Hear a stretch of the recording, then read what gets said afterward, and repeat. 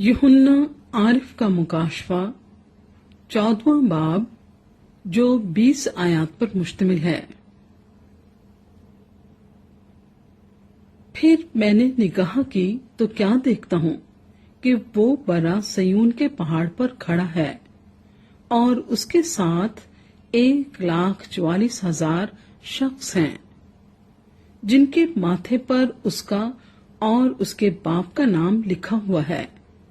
और मुझे आसमान पर से एक ऐसी आवाज सुनाई दी जो जोर के पानी और बड़ी गरज की सी आवाज थी।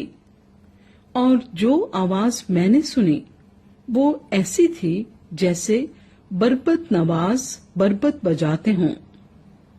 वो तख्त के सामने और चारों जानदारों और बुजुर्गों के आगे गोया एक नया गीत गा रहे थे।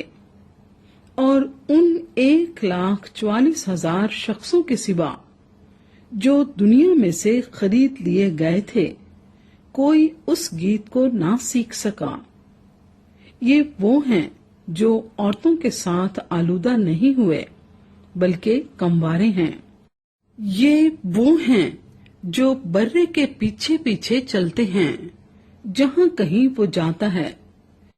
ये खुदा और बर्रे के लिए पहले फल होने के वास्ते आदमियों में से खरीद लिए गए हैं और उनके मुंह से कभी झूठ ना निकला था।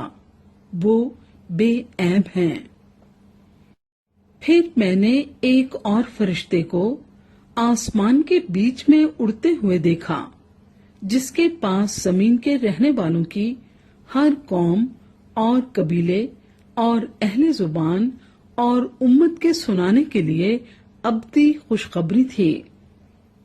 और उसने बड़ी आवाज से कहा कि खुदा से डरो और उसकी तमजीद करो क्योंकि उसकी अदालत का वक्त आ पहुंचा है।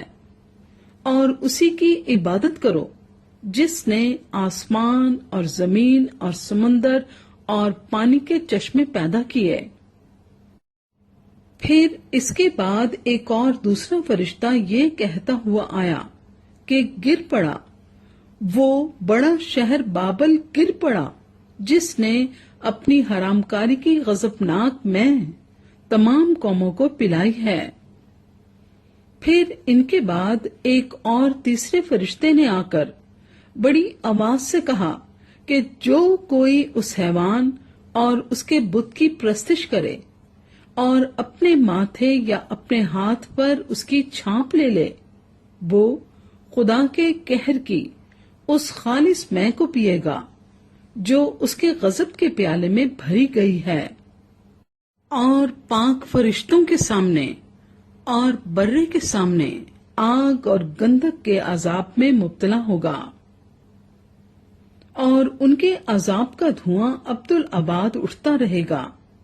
और जो उस हैवान और उसके बुत की प्रस्तिश करते हैं और जो उसके नाम की छाप लेते हैं उनको रात दिन चैन ना मिलेगा।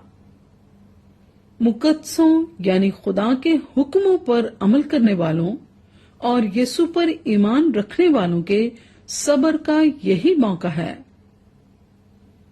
फिर मैंने आसमान में से ये आवाज सुनी कि लिख, मुबारक हैं वो मुर्दे जो अब से खुदावंद में मरते हैं। रूह फरमाता है बेशक क्योंकि वो अपनी मेहनतों से आराम पाएंगे और उनके अमाल उनके साथ साथ होते हैं।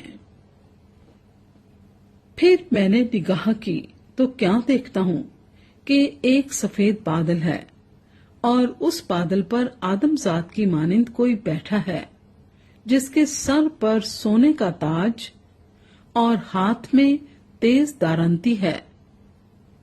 फिर एक और फरिश्ते ने मकदस से निकलकर उस बादल पर बैठे हुए से बड़ी आवाज के साथ पुकार कर कहा कि अपनी दारंती चलाकर काट क्योंकि काटने का वक्त आ गया, इसलिए कि जमीन की फसल बहुत पक गई।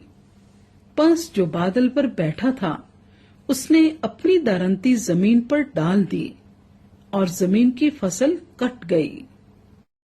پھر ایک اور فرشتہ اس مقدس میں سے نکلا جو آسمان پر ہے، اس کے پاس بھی تیز درانتی تھی۔